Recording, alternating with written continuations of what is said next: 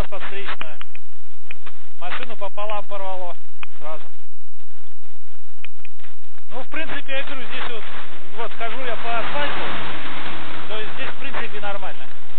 Почищено, но ясно, что здесь зимняя эта скользкость небольшая будет. Вот. Так скажем, не идеальная дорога, но она нормальная, пригодная для этого. Потому что мы только что здесь проезжали, на дорожников сотрудниками 5 актов было составлено. Но это больше по обочине и больше по валам, которые здесь вот находятся.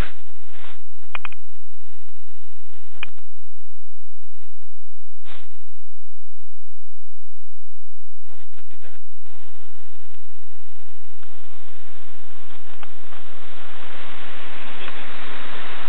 Хрен его знает.